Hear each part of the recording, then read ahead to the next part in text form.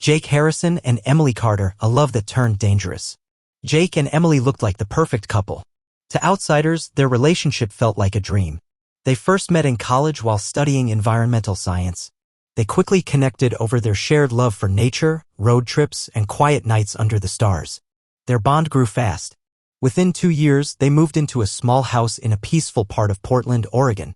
Emily was the kind of person who made everyone smile. Her laugh was contagious and she had a big, caring heart. She worked as a wildlife conservationist and was passionate about protecting animals and the environment. Jake was different, smart, confident, and charming. People were drawn to him easily. But behind the charm, there was a darker side that Emily didn't see at first. It began with small things. He would get angry if dinner wasn't cooked the way he liked. If Emily didn't answer her phone right away, he would send message after message, demanding to know where she was. When she made plans with friends, he would guilt-trip her, making her feel like he was the only one who truly cared about her. Emily still loved him. She thought his behavior came from stress at work or a tough childhood. She made excuses for him. When he apologized, he did it in a big way: flowers, sweet notes, promises that things would be different. He would hold her and whisper, "I can't live without you." But love isn't supposed to make you scared. Over time, Jake's anger got worse. He started slamming doors, throwing things, and punching walls. He didn't hit her, at least, not at first. Emily told herself that as long as he didn't hurt her directly, she could manage. She believed she could fix him. But love doesn't fix violence. One night, everything changed. They got into a fight. Emily couldn't even remember what started it. Jake's face changed. His voice turned cold and threatening. And this time, he didn't punch the wall. He hit her. A sharp slap across her face. The room went silent. Emily stood frozen, holding her cheek. Jake's anger faded instantly. He looked shocked and tried to touch her, saying he didn't mean it. She flinched. Then he whispered, "You made me do that." In that moment, the relationship that once seemed magical turned into a nightmare. Emily thought about leaving. Deep down, she knew she should. But fear, love, and hope kept her there. She hoped things might go back to how they used to be. But they wouldn't. Things were only going to get worse. The night everything ended was cold. The wind outside howled as it rushed through the trees. Emily had spent the day being extra careful, sensing Jake was in a bad mood. He hardly spoke and gave short, sharp replies. She knew this side of him: quiet, cold, like a storm was coming. The fight that night started over something small. Emily forgot to buy Jake's favorite whiskey after work. She thought it wasn't a big deal. But when she walked through the door empty-handed, she saw his face change. "That's the one thing I asked you to do," Jake said in a low, calm voice. "I'm sorry, she began. "You're always sorry," he snapped, his hand balling into a fist. Buried alive, Emily's fight for survival. "You never listen," Jake said, his voice cold. Emily felt her chest tighten. Her heartbeat sped up. "Jake, it's just a bottle of whiskey. I can go back in, eh?" Before she could finish her sentence, Jake lunged at her. His hand wrapped tightly around her neck, shoving her hard against the wall. Emily gasped, her fingers clawing at his grip, trying to breathe. His eyes looked empty, colder than she'd ever seen. "Do you think I'm stupid?" he growled. Emily shook her head, choking. Tears filled her eyes. She could barely move. Then, all of a sudden, he let go. Emily fell to the floor, coughing, shaking, her throat burning. She tried to crawl away. But Jake wasn't done. The first punch hit the side of her head. The pain exploded instantly. She collapsed to the floor. Before she could scream, another hit came. Then a third. The last thing Emily remembered was looking up and seeing Jake standing over her, breathing heavily. Then everything went black. When Emily opened her eyes, everything felt wrong. Her body was cold. Damp earth pressed against her skin. For a few seconds, she didn't understand where she was. Then the smell of wet dirt hit her. The air was heavy and hard to breathe. It was pitch black. Suddenly, the awful truth hit her. She was buried. Panic rushed through her like fire. She was lying in a shallow grave, dirt covering her face, hair, and clothes. Her throat was dry, her voice too weak to scream. Her whole body throbbed in pain. But she knew she had to move. She had to get out. With every bit of strength left in her, Emily began to claw at the dirt above her. Her fingers tore, her arms burned, her nails cracked, but she kept going. She didn't know how much time had passed. Minutes? Hours? A day? She had no idea. But somehow she broke through the surface. She gasped for air as she lay on the cold ground, staring up at the dark sky. The stars swirled above her. That's when it hit her. Jake had tried to bury her alive. And he thought she was dead. Emily lay there, shaking, barely able to breathe. Blood filled her mouth. Her hands were raw, nails broken and caked with mud. She wanted to scream. She wanted to cry. But she couldn't. She had to run. With great effort, she pushed herself upright. Her head spun. Pain stabbed through her side. Something was wrong, maybe a broken rib. But she didn't stop. She couldn't. She looked around. The grave Jake dug wasn't deep. Just enough to hide her. He must have thought she was gone and rushed to cover her with dirt before running off. That was his biggest mistake. Emily slowly stood up. Her legs shook beneath her. She gritted her teeth and forced herself forward. Every step hurt. But she didn't care. She was alive. And she wasn't going to stop now. Miles away, Jake had no idea. Back at the house, Jake was sitting alone in a dimly lit room. He sipped from the whiskey glass, the same bottle Emily had forgotten. Ice clinked as he swirled the drink. A slight smirk curled on his lips. He thought it was over. But Emily was still breathing. And she was coming back. Jake's final mistake. Jake leaned back on the couch, sipping his drink, completely sure of himself. It was done. No more arguing. No more nagging. No more Emily. He believed he had taken care of everything. And with no body, he figured there'd be no investigation. He had seen enough crime shows to know how these things worked. If there's no body, the case often goes cold. People would just assume she packed up and left. Maybe she got tired of the relationship and skipped town. That was his second mistake. Jake let out a long breath and closed his eyes. For the first time in months, he felt peace. No more Emily asking where he'd been. No more accusing looks when he came home late. No more demands for respect. He thought he had erased her from his life in one night. But he didn't know. Emily was still alive. And she was coming. Somewhere in the dark forest. The woods seemed to stretch forever. Emily stumbled through them, surrounded by towering trees and pitch-black shadows. Moonlight barely reached the ground. Every sound, the rustling leaves, chirping bugs, snapping branches, made her jump. She didn't know how far she had walked. Or how long. Time felt warped. Her body was running on nothing but sheer will. She had to find help. But even if she did, would anyone believe her? Her clothes were torn, her skin covered in dirt and dried blood. Her face was bruised and swollen. If she flagged down a car, would anyone even stop? Or would they think she was some kind of crazed maniac? Then, a sudden crack. A branch snapped. Emily froze, her heart pounding so hard she thought it might explode.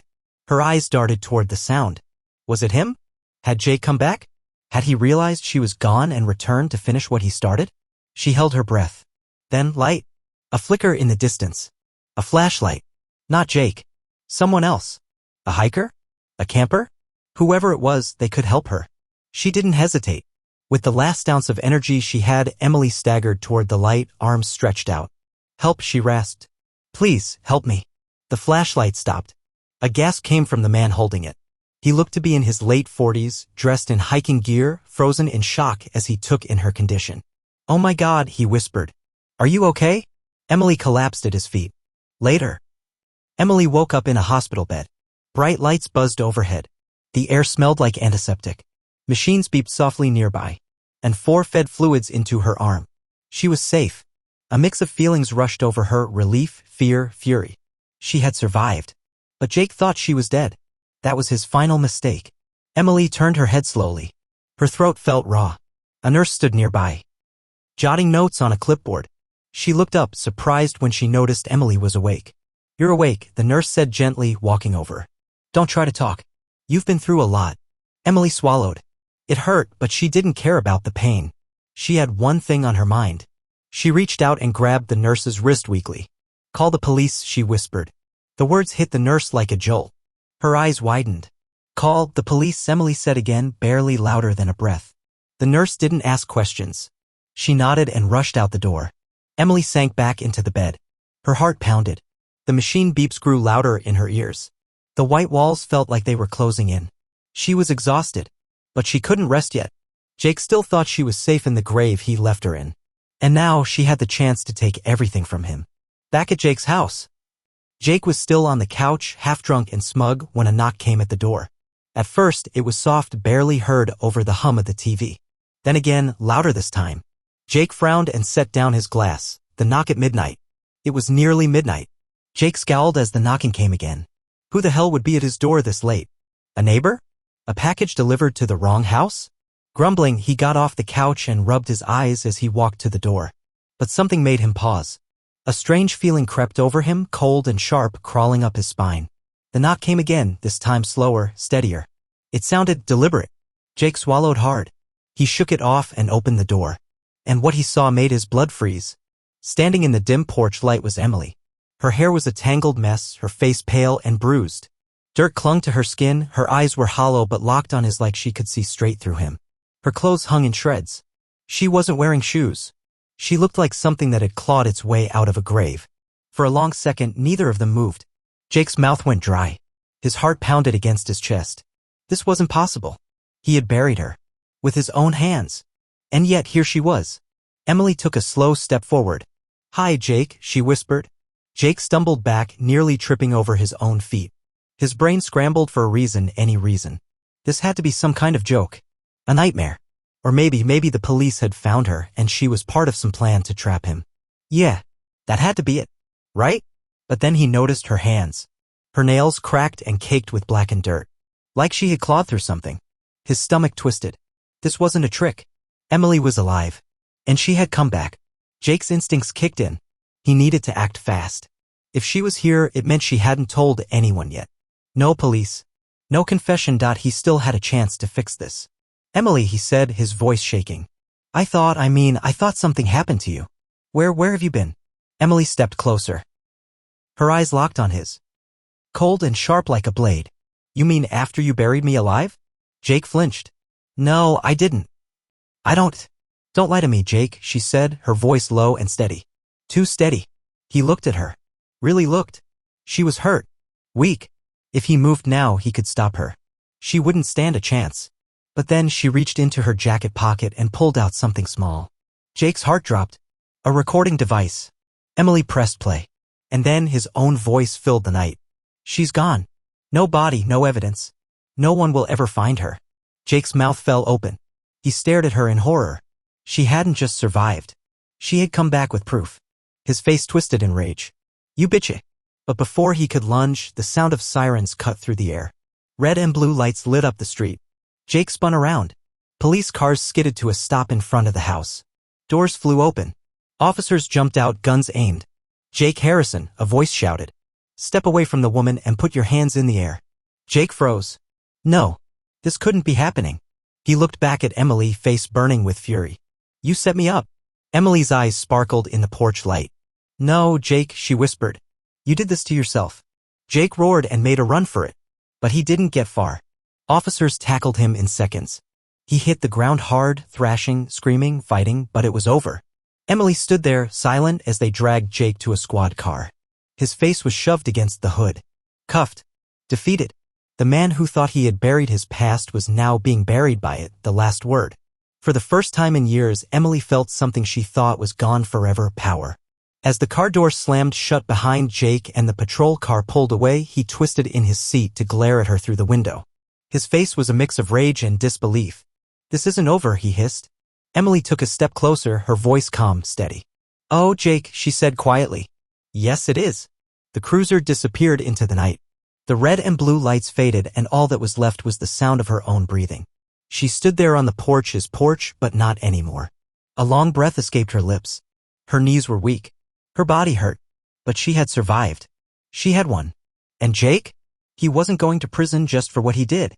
He was going to live with the fact that his biggest mistake wasn't trying to kill her. It was believing she'd stay buried. The silence around her was deep, almost peaceful. Then she felt someone nearby. Detective Mark Reynolds stood beside her, hands on his hips, his eyes filled with something between awe and concern. He had led the case when she first disappeared. Now he was seeing her standing here, alive. "You're one hell of a fighter," he said softly. "Most people wouldn't have made it out of that grave." Emily gave a bitter little laugh. "I guess I'm not most people." Reynolds nodded and pulled out a small notebook. "I know you've been through hell. But we need your story. Every piece of it. We want to make sure he never walks free again." Emily nodded slowly. Her voice came out hoarse. "I'll tell you everything," she said. "I want him to pay." Reynolds gestured to an officer nearby. "Get her to the hospital. She needs care before we go any further." Emily didn't argue. She was exhausted. She was sore. But she wasn't broken. Hours later, Jake sat in a cold, steel interrogation room. His hands were cuffed to the table. His shirt was damp with sweat. His knuckles raw from digging. Detective Reynolds sat across from him, arms crossed, calm. He'd seen men like Jake before. Men who thought they could outsmart the system, manipulate their way out. But Jake wasn't talking. Not anymore. Reynolds finally broke the silence. "You look like you've seen a ghost," he said with a smirk. Jake glared but said nothing. Reynolds opened a file and spread its contents on the table: crime scene photos, medical reports, and a small audio recorder. He pressed play. Jake's voice filled the room. "She's gone. No body, no evidence. No one will ever find her." Jake's jaw tightened. His eyes darted toward the door. "There's no talking your way out of this," Reynolds said calmly. "Emily survived. She gave us a statement. We have your voice. And the grave you left her in? It's full of your DNA." Jake laughed bitterly. "You don't have a murder case. She's alive." Reynolds leaned in. "You're right. This isn't a murder case. This is attempted murder. Kidnapping. Felony assault. And a jury? They're going to eat this up." Jake snapped. "She cheated on me. Stop." Reynolds cut him off. "Nothing justifies what you did. You buried her alive. And she came back. Now you're going away for a long, long time." Jake slumped in his seat, eyes dark, jaw clenched. He didn't respond. He didn't have to. He knew it was over. At the hospital, Emily sat in a quiet room looking out the window. The pain in her body would fade. The bruises would heal. But what she felt under that dirt, the panic, the loneliness, the weight, that would stay. Still, she was breathing. She was here. The door opened. Detective Reynolds stepped in holding a file. "Jake's being charged," he said. "It's official." Emily nodded. "Good." Reynolds hesitated. "Is there anything you need?" She looked at him. Her voice was soft, but firm. "I need to move forward." "You will," he said. "You already have." As he left, Emily took another deep breath. Jake had tried to erase her. But she was still here. Still standing. And that was something he could never take away. Months later, Emily sat in a courtroom, her hands folded in her lap as the jury returned. The word came like thunder. "Guilty." Jake's face twisted in rage.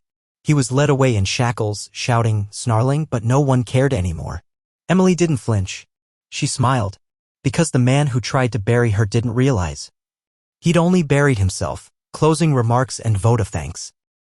Thank you for taking the time to read Buried but Not Broken. This chilling story was a journey into the depths of survival, betrayal, and justice. It showed us how even when someone is pushed to the edge, left for dead, they can still rise, fight back, and reclaim their voice. Emily's strength reminds us that real power isn't in revenge, it's in survival. And Jake's downfall proves that no secret stays buried forever.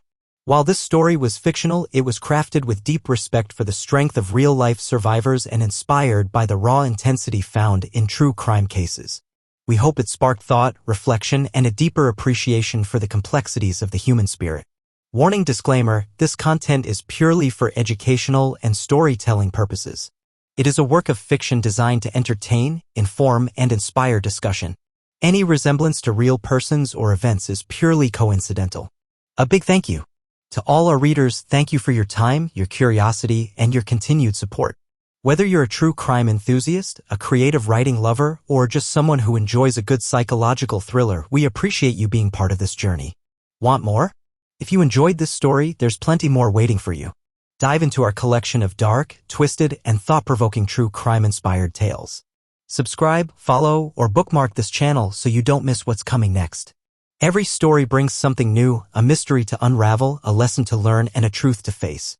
Until next time, stay curious. Stay safe. And remember, the truth always finds a way out. Woman Detective Opa Book.